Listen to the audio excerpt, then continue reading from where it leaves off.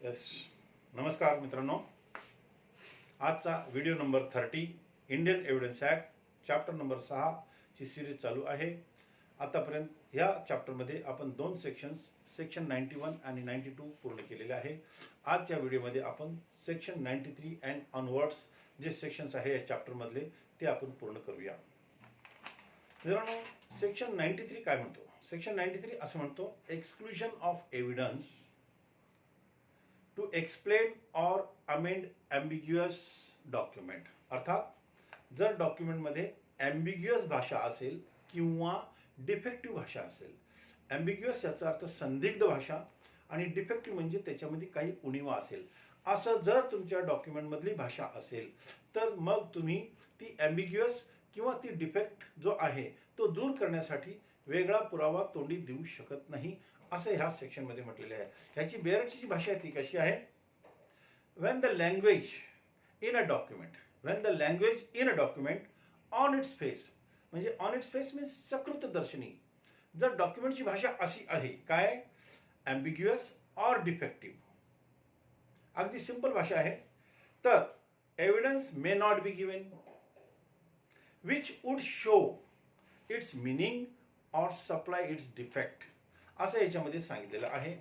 अर्थात जर समजा आपल्या डॉक्युमेंटची भाषा त्याच्यामध्ये काही ॲम्बिग्युटी असेल, ॲम्बिग्युटी म्हणजे संदिग्धता, आणि डिफेक्टिव्ह म्हणजे त्याच्यामध्ये काही डिफेक्ट आहे किंवा उणीवा आहे, तर मग तुम्ही तो डिफेक्ट काढण्यासाठी, तो डिफेक्ट दूर करण्यासाठी किंवा ते ॲम्बिग्युटी काय आहे हे सांगण्यासाठी कोर्टामध्ये तुम्ही पुरावा देऊ शकत नाही.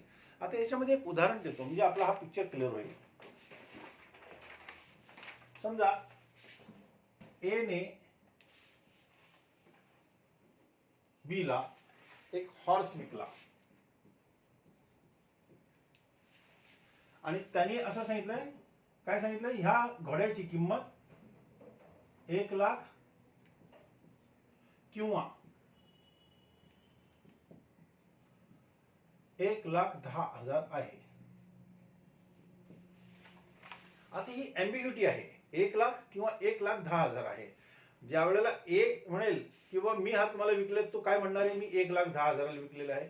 आणि बी काय म्हणेल? नाही, मी 1,00,000 सौदा केलेला आहे. म्हणजे ही ॲम्बिग्युटी झाली, ह्याच्यामध्ये डिफेक्ट आहे. तर असा पुरावा देता येणार नाही की बाबा आम्ही 1,00,000 विकला होता किंवा 1,10,000 विकला होता. तर हा डॉक्युमेंट ॲम्बिग्युअस आहे, हा डॉक्युमेंट डिफेक्टिव्ह आहे, असा पुरावा तुम्हाला देता येणार नाही. हा झाला जो इलुस्ट्रेशन आपल्या पुस्तकात दिलेला आहे, तोच इलुस्ट्रेशन मी आपल्याला सांगितलेला आहे.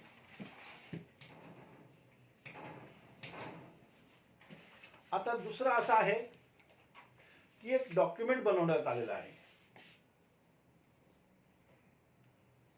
समजा हा डॉक्युमेंट आहे आणि ह्याच्यामध्ये सगळं काही लिहिलेलं आहे आणि एका ठिकाणी अशी जागा मोकळी ठेवलेली आहे. एवढा पोर्शन मोकळा ठेवलेला आहे आणि त्याच्यानंतर पुढे काहीतरी लिहिलेलं आहे.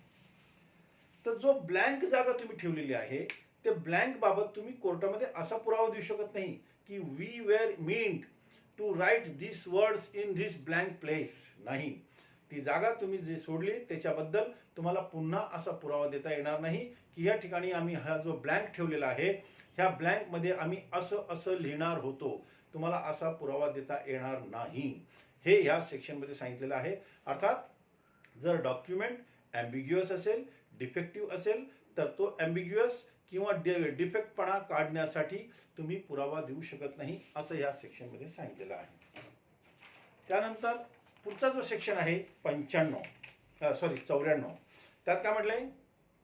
Exclusion of evidence against application of document to existing facts. ह्याच्यात पण असं सांगितलं आहे की जी एक्झिस्टिंग फॅक्ट्स आहे त्याला जर तुमच्या डॉक्युमेंटची भाषा ॲप्लिकेबल होत असेल मग त्याच्या अगेन्स्टमध्ये तुम्हाला पुरावा देता येणार नाही असं यामध्ये सांगितलेलं आहे. ह्या सेक्शनची भाषा काय आहे ती बघा. When language used in a document. पूर्वीच्या सेक्शनमध्ये पण सुरुवात अशीच होती, when language used in a document, आणि इथे सुद्धा असंच आहे, when language used in a document. Plain in itself अर्थात एकदम सिंपल आहे. And it applies accurately to the existing facts, आणि ती बरोबर त्याला एक्झिस्टिंग फॅक्ट्सला ती भाषा ॲप्लिकेबल आहे. मग पुढे काय सांगितलंय? Evidence may not be given to show that. आता इथे मग पुरावा देता येणार नाही. It was not mean to apply to such facts. मग अशा वेळेला तुम्हाला असा पुरावा देता येणार नाही की हे जे लिहिलेलं आहे हे आम्ही इंटेंडेड नव्हतं किंवा हे आमची इच्छा नव्हती, असं तुम्हाला पुरावा देता येणार नाही. आता ह्याला एक इलुस्ट्रेशन मी आपल्याला देतो. समजा ए ने बी ला आपलं घर विकलेलं आहे. पुणे जिल्हा लिहिला आहे, हवेली तालुका लिहिलेली आहे, गावाचं नाव लिहिलेलं आहे,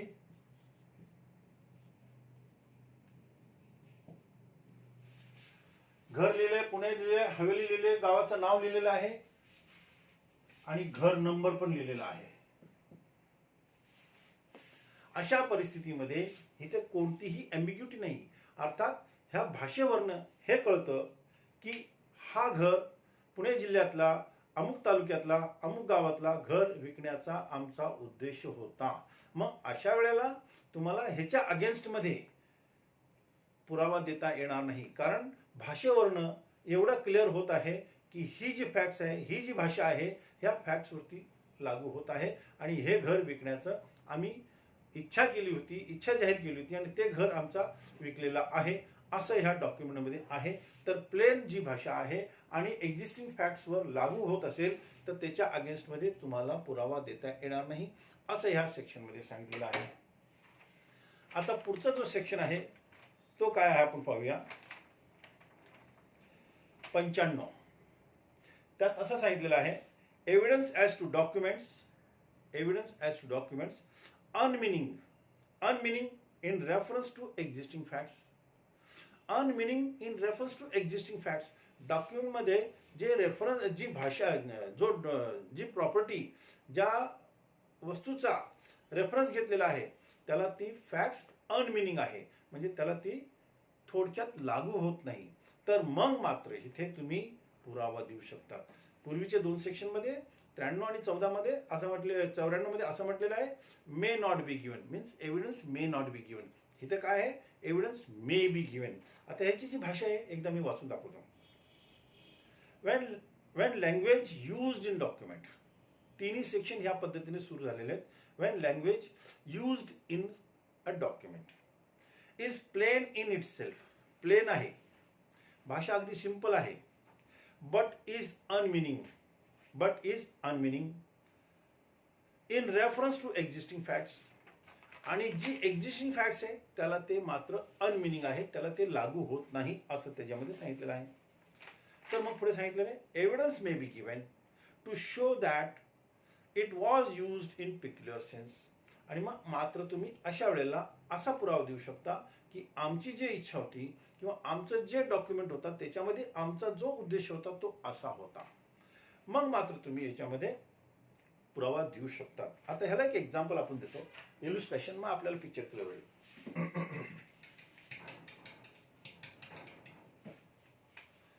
ए ने बी ला आपलं घर विकलं, हाऊस ॲट कलकत्ता.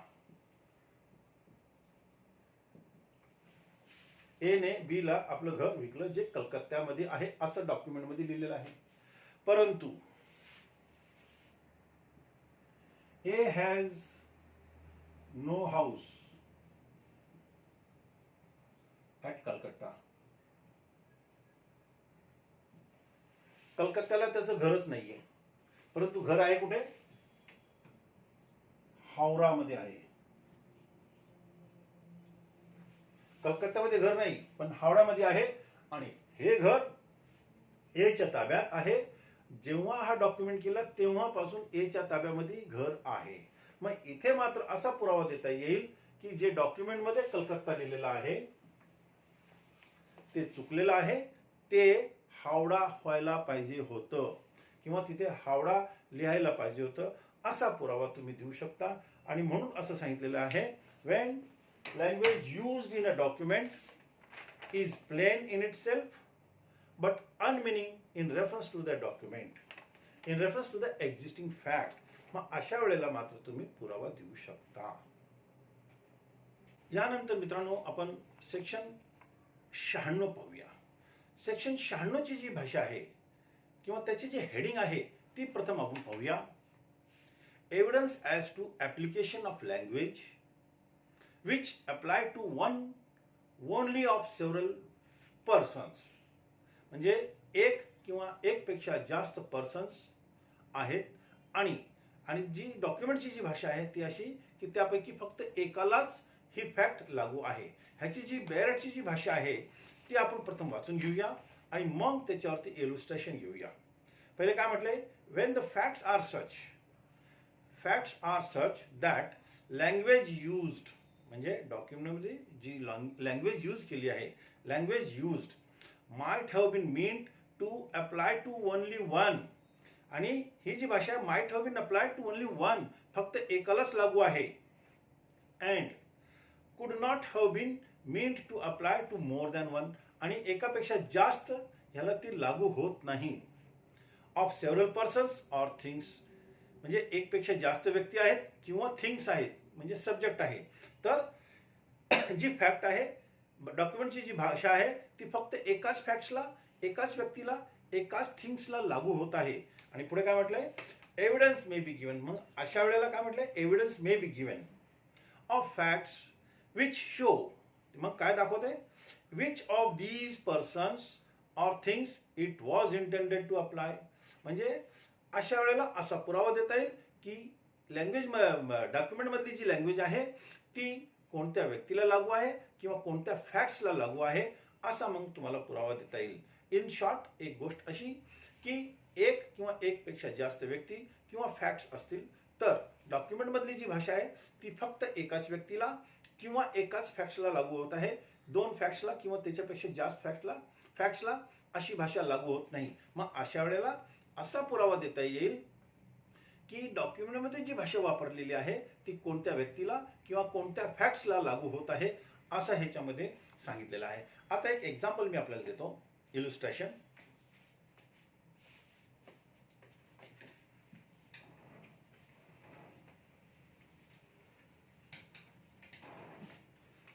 समजा ए ह्या व्यक्तीकडे दोन घर आहेत.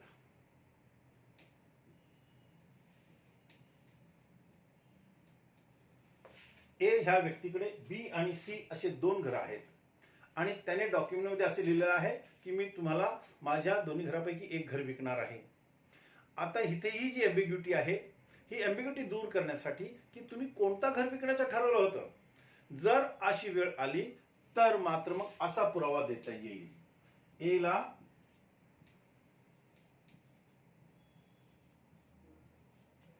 एला असा पुरावा देता येईल की मी बी नावाचं घर विकायला ठरवलेलं होतं आणि सी नावाचं घर विकायला ठरवलेलं नव्हतं. अशा वेळेला तो असा पुरावा देता येईल. यानंतर अजून एक इलुस्ट्रेशन आपल्याला सांगतो की समजा ए ह्या व्यक्तीकडे दोन पांढरे घोडे आहेत आणि त्याने असं सांगितलं की मी दोन्ही घोड्यापैकी एक घोडा तुम्हाला विकणार आहे. आणि मग बी ने दावा लावला की मला माझा घोडा मला द्या, मी तुमच्याकडनं ठरवलेला आहे खरेदी करण्यासाठी. आता कोणता घोडा विकण्याचा ठरवलेला आहे याबाबत काहीही लिहिलेलं नाही. मग ए असा पुरावा देऊ शकतो की मी हा पर्टिक्युलर घोडा विकण्याचा ठरवलेला होता, असा तो पुराव्यामध्ये देऊ शकतो. अजून एक असा ह्याच्यामध्ये एक्झाम्पल देता येईल की ए ने बी ला भेटायचं होतं. कुठे? औरंगाबादमध्ये. आता त्याच्यामध्ये फक्त एवढंच लिहिलेलं आहे डॉक्युमेंटमध्ये की ए ने बी ला औरंगाबाद येथे भेटायचं होतं. परंतु संपूर्ण भारतामध्ये दोन औरंगाबाद आहेत. एक महाराष्ट्रामध्ये औरंगाबाद आहे, तो पण जिल्हा आहे, आणि एक बिहारमध्ये पण जिल्हा आहे औरंगाबाद. तर कोणत्या औरंगाबादमध्ये भेटायचं होतं याबाबतचा पुरावा आपल्याला देता येईल. आणि इथे ही जी एम्बिग्युटी आहे की दोनला किंवा दोनपेक्षा जास्त फॅक्ट्सला ही फॅक्ट्स लागू होत नाही. औरंगाबादमध्ये भेटायचं होतं, पण कुठे भेटायचं होतं? महाराष्ट्रातल्या औरंगाबादमध्ये भेटायचं होतं की बिहारमधल्या औरंगाबादमध्ये भेटायचं होतं, ह्याबाबतचा पुरावा तुम्हाला देता येईल, असं ह्या सेक्शनमध्ये सांगितलेलं आहे. तर सेक्शन 96 जे आहे हा आपला क्लिअर झालेला आहे. यानंतर आपण सेक्शन 97 घेऊया. सेक्शन 97 ची जी भाषा आहे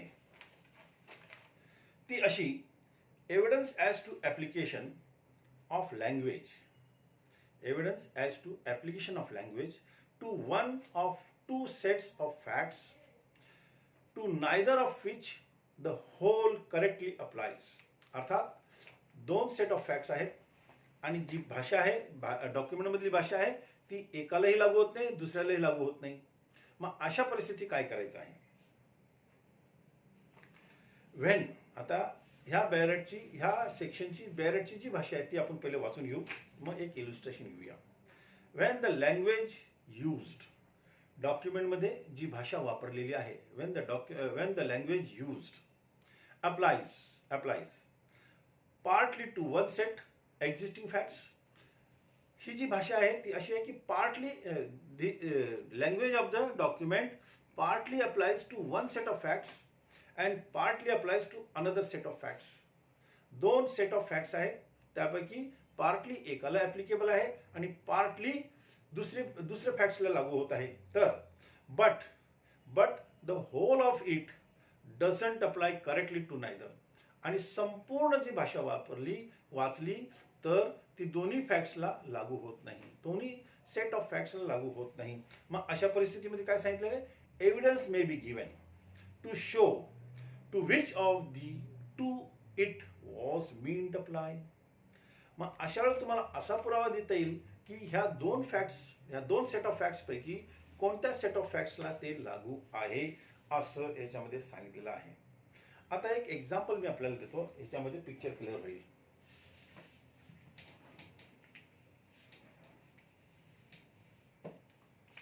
इकडे एक घर आहे, हाऊस. ए ने असं सांगितलेलं आहे, house at Lonavala. House at Lonavala which is in possession of X.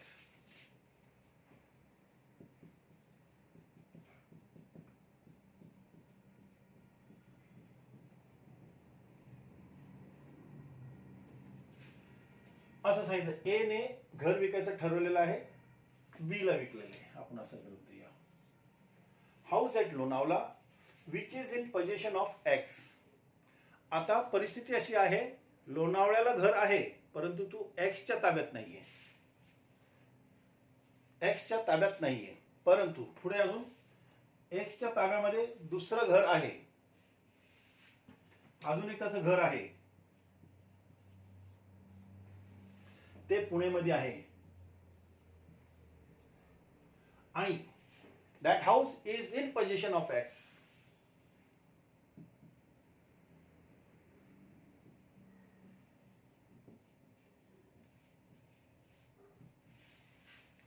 A ने बी बरोबर व्यवहार केला आणि असं सांगितलं की माझं लोणावळ्याला जे घर आहे, जे एक्सच्या ताब्यामध्ये आहे, ते मी विकायला ठरवलेलं आहे. परंतु एक्सच्या ताब्यामध्ये लोणावळ्याला घर नाही आहे. कुठे? पुण्यामध्ये एक घर आहे आणि ते एक्सच्या ताब्यामध्ये आहे.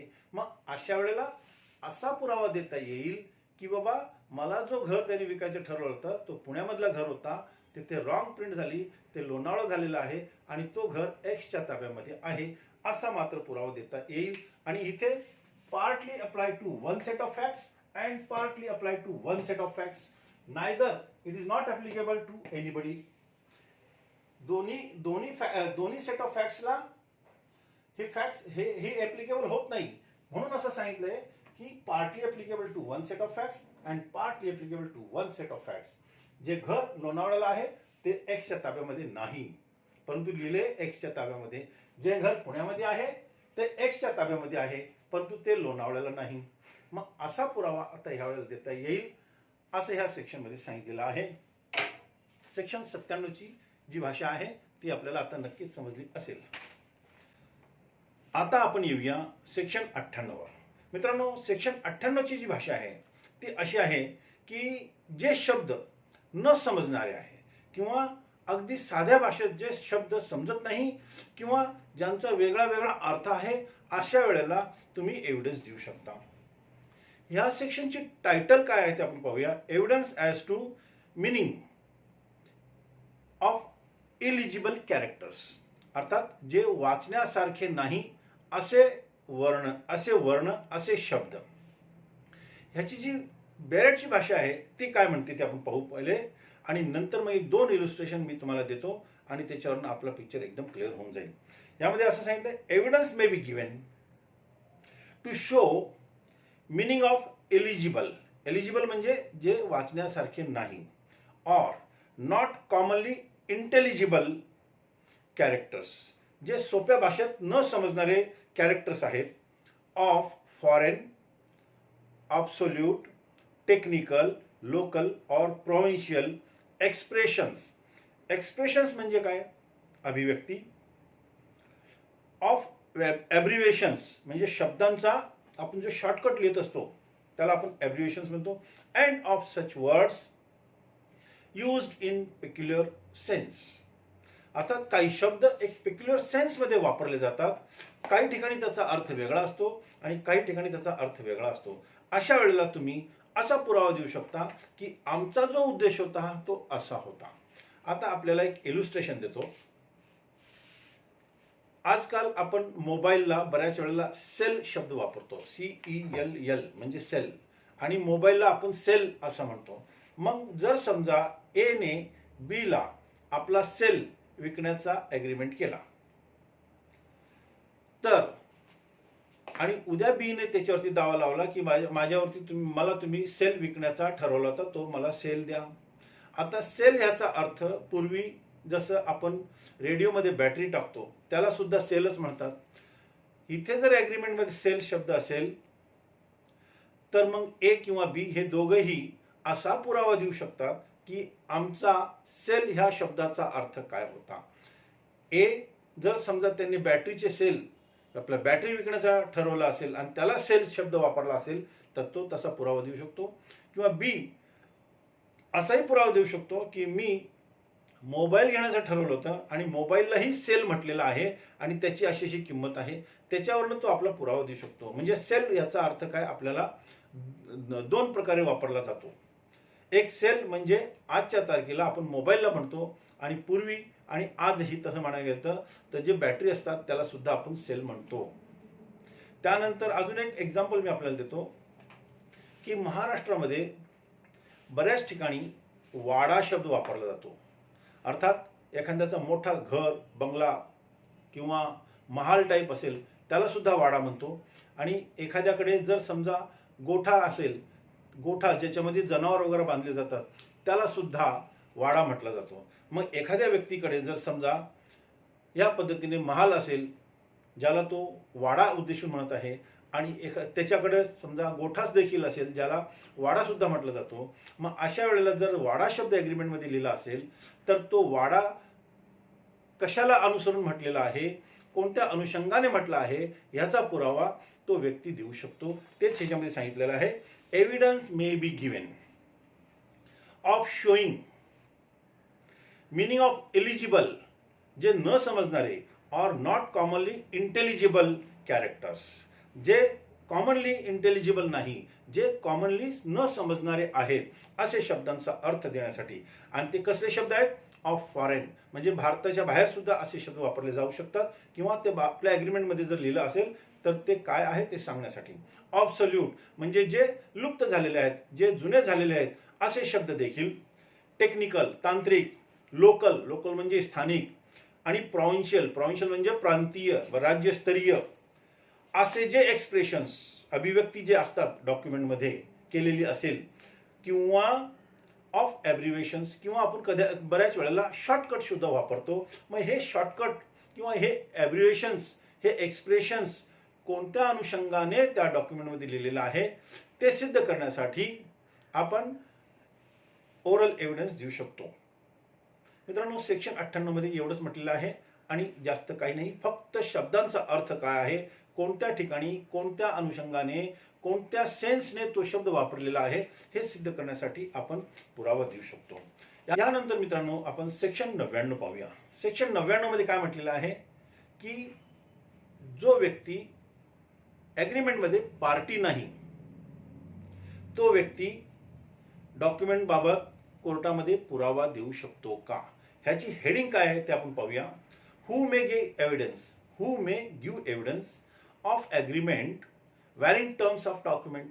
मग असा जो डॉक्युमेंट आहे ज्याच्यामध्ये टर्म्स अँड कंडिशन्स वॅरिंग होत आहे, बदल झालेला आहे, मग अशा वेळेला जो व्यक्ती डॉक्युमेंटमध्ये पार्टी नाही तो व्यक्ती पुरावा देऊ शकतो का, असं यामध्ये सांगितलेलं आहे.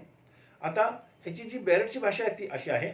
Persons who are not parties to the document, जे डॉक्युमेंटला पार्टीज नाहीत, or their representative in interest, किंवा त्याचे जे वारसदार आहेत ते, मे गिव्ह एव्हिडन्स, इथे काय सांगितले, मे गिव्ह एव्हिडन्स, पुरावा देऊ शकतात, ऑफ एनी फॅक्ट्स, कोणत्या फॅक्ट्सचा, of any facts, tending to show a contemporaneous agreement, ज्या वेळेला ॲग्रीमेंट झाला त्यावेळेला अजून काहीतरी वेगळं झालेलं असेल, काहीतरी फॅक्ट्स अजून घडल्या असतील, तोंडी म्हणा जे काय आहे, तर tending to show a contemporaneous agreement varying the terms of the document, आणि त्यामुळे काय झालंय, डॉक्युमेंटचे टर्म्स वॅरिंग झालेले आहेत, वेगळे झालेले आहेत. त्यामुळे आता हा जो ह्या सेक्शनमध्ये शब्द वापरलेले आहेत, ह्याच्यामध्ये असं सांगितलेलं आहे की जी पार्टी आहे डॉक्युमेंटमध्ये ते त्यांनी जो डॉक्युमेंटमध्ये लिहिलेला आहे ते त्याच्याशिवाय इतर काही बोलू शकत नाही, त्यांना दुसरा पुरावा देता येत नाही. मग तिथे सेक्शन 91-92 लागू झाला. परंतु जर थर्ड पार्टी असेल, जे डॉक्युमेंटमध्ये पार्टी नाही, मग अशा वेळेला ती पार्टी म्हणजे थर्ड पार्टी आणि त्याचे वारसदार, त्यांचा जर हक्क बाधित होत असेल, त्यांचा जर इंटरेस्ट बाधित होत असेल, तर मग मात्र ती पार्टी, थर्ड पार्टी किंवा त्याचे वारसदार कोर्टामध्ये असा पुरावा देऊ शकतात. आता आपण इथे एक एक्झाम्पल घेऊया, इलुस्ट्रेशन घेऊया, म्हणजे हा पिक्चर क्लिअर होईल.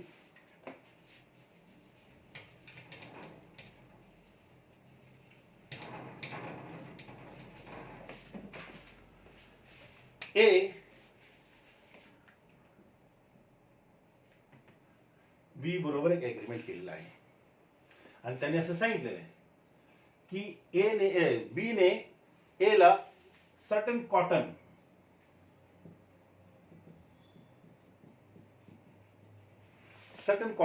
डिलिव्हर करायचं आहे. बी ने ए ला सर्टन कॉटन डिलिव्हर करायचं आहे आणि असं त्यांच्या दरम्यान ठरलेलं रायटिंगमध्ये की ज्या वेळेला बी ए ला माल देईल त्यावेळेला ए पेमेंट करेल. पेमेंट ऑन डिलिव्हरी, बरोबर आहे. आता ज्या वेळेला हा ॲग्रीमेंट झाला त्यावेळेला तिथे सी पण होता, आणि ह्यांच्या दरम्यान असं ठरलं, रायटिंग मध्ये ठरलेलं काय की बी ने माल पाठवायचा आणि त्यावेळेला ए ने त्याला पेमेंट करायचं आहे. परंतु त्यावेळेला तिथे ओरल सुद्धा एक ॲग्रीमेंट झाला त्यांच्याबरोबर. ए ने सी ला असं सांगितलं मी तुला माल देतोय, आणि सी ने त्याला सांगितलं मी तुला 3 महिन्याच्या आतमध्ये पेमेंट देणार आहे, 2 महिन्याच्या आतमध्ये पेमेंट देणार आहे. सी ने असं कबूल केलं की मी तुम्हाला 2 महिन्याच्या आतमध्ये पेमेंट देईल. मग त्यांच्या दरम्यान असं ठरलं की बी ने ए ला माल दिला तर ए बी ला जे पेमेंट करायचं आहे तो 3 महिन्याच्या आतमध्ये करणार आहे. बी सी कडून पेमेंट आल्यानंतर ए बी ला पेमेंट करणार आहे. मग आता जर समजा बी ने दावा दाखल केला की बाबा डिलिव्हरीच्या वेळेला तू पेमेंट करायचं होतं, केलं नाहीस, तर इथे सी मात्र पुरावा देऊ शकतो की नाही, त्यावेळेला असं ठरलं होतं की बी ने माल दिल्यानंतर ए ने त्याचा पेमेंट 3 महिन्याच्या आतमध्ये द्यायचा आहे आणि मी तो जो माल घेतलेला आहे तो त्या मालाचा पेमेंट मी 2 महिन्याच्या आतमध्ये देणार आहे. मग आता ह्या वेळेला सीचा जो इंटरेस्ट आहे तो बाधित होत आहे. म्हणून सी इथे जरी डॉक्युमेंटला पार्टी नाही तरी देखील तो पुरावा देऊ शकतो, असं ह्या सेक्शन मध्ये सांगितलेलं आहे. मित्रांनो, हा पिक्चर आपला आता क्लिअर झाला असेल. यानंतर आपण सेक्शन 100 आता आपण सेंचुरी करत आहोत आणि तो सेक्शन आहे saving of provisions of Indian Succession Act relating to wills. अर्थात विल्सच्या संदर्भात जे काही प्रोव्हिजन्स आहेत ते सेव्ह केलेले आहेत. पुढे असं सांगितले, nothing in this chapter contained, ह्या चॅप्टरमध्ये जे काही म्हटलेलं आहे, ह्या चॅप्टरचा अर्थ सेक्शन 91 ते 100 पर्यंत. चॅप्टर नंबर 6 पुढे आपण वाचतो. Nothing in this chapter content shall be taken to affect. काय केले? अफेक्ट करणार नाही. Any of the provisions of the Indian Succession Act. Any of the provisions of the Indian Succession Act as to the construction of the will. म्हणजे will बनवताना आणि विलच्या बाबतीत जे काही प्रोव्हिजन्स इंडियन सक्सेशन ॲक्टमध्ये लिहिलेले आहेत त्यांना कोणत्याही प्रकारे ह्या चॅप्टर अन्वये बाधा पोचणार नाही. अर्थात जर समजा विल आपण केलं आणि त्या विल बाबत जे काही प्रोव्हिजन्स इंडियन सक्सेशन ॲक्टमध्ये आहे ते लागू होतील, ह्या चॅप्टरचे प्रोव्हिजन्स लागू होणार नाही असं ह्या सेक्शनमध्ये सांगितलेलं आहे. मित्रांनो, ह्या व्हिडिओ नंबर 30 बरोबर आपला डॉक्युमेंटरी एव्हिडन्सचा चॅप्टर पूर्ण झालेला आहे. पहिले आपण चॅप्टर जो 5 केला त्यामध्ये सेक्शन 61 ते 90 ए पर्यंत होता आणि चॅप्टर नंबर 6 जो exclusion of oral evidence if documentary evidence is available, हा जो चॅप्टर आहे चॅप्टर नंबर 6 आता आपला पूर्ण झालेला आहे. यानंतर आपण बर्डन ऑफ प्रूफ ह्या चॅप्टरकडे वळणार आहोत आणि तो सेक्शन आहे सेक्शन नंबर 101 पासून 114 115 पर्यंतचे आहेत. ते आपण पुढच्या व्हिडिओमध्ये चालू करूया. मित्रांनो, आपल्याला माझा हा व्हिडिओ आवडला असेल तर आपण नक्की सबस्क्राईब करा, आपल्या मित्रांना पाठवा आणि त्यांनाही सांगा की आपण आपल्या मित्रांना पाठवून त्यांनाही सबस्क्राईब करायला सांगा आणि लाईक करा. धन्यवाद.